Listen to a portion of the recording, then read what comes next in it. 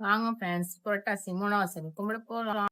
Fresh ஆகிட்டேன் friends. நான் fresh ஆகிட்டு அப்புறம் சாமி விளக்குக்கெல்லாம் பொட்டு வைக்கலாம் சொல்லிட்டு பொட்டு வச்சுட்டு அதுக்கப்புறம் நானும் சாமி கும்பிடலாம்னு சொல்லிட்டு அந்த நாமெல்லாம் போட்டு மாமாவுக்கு நாமம் போட்டு விட்டோம்.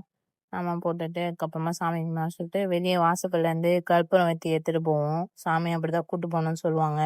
இது அம்மா வீட்டு வழிபாடு, மாமியார் வீட்டில் என்ன எப்படின்னு தெரியாது. அங்கே போனால் அடுத்த வருஷம் தான் தெரியாது.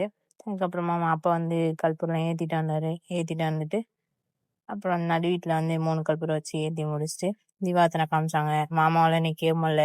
சரி பரவாயில்ல, கொஞ்ச நேரம் எனக்கு சாமி மட்டும் கும்பிட சொல்லிட்டு மாமா சாமி கும்பிட்டாரு. சாமி கும்பிட்டு அதுக்கப்புறம் நான் சாமி கும்பிட்டு மாமாவுக்கு சீக்கிரமா சரியாயிடணும், எல்லாரையும் பத்திரமா பார்த்துக்கோ, எல்லாரும் நல்லா இருக்கணும் சொல்லிட்டு வேண்டிக்கிட்டு அதுக்கப்புறம் தீபார்த்தனை வந்து தொட்டு கும்பிடலாம் சொல்லி தொட்டு கும்பிட்டேன் ஃப்ரெண்ட்ஸ். இன்னைக்கு மாமா ஒரே பிடியா புடவை கட்டி ஆகணும்னு சொல்லிட்டாங்க. அதனால புடவை கட்டியிருந்தேன். கமெண்ட்ல எப்படி இருக்குன்னு சொல்லிட்டு கமெண்ட் பண்ணுங்க எல்லாரும்.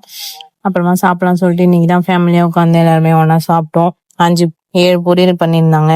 ஒரு குட்டி தூக்கம் போட்டு இருந்துட்டு அதுக்கப்புறம் ஈவினிங் ஆயிடுச்சு. மாமாவுக்கு வந்து ட்ரெஸ்ஸிங் பண்ணலாம்னு சொல்லிட்டு ட்ரெஸ்ஸிங் பண்ணேன் ஃப்ரெண்ட்ஸ். எப்பவுமே டெய்லி நான் தான் பண்ணுவேன்.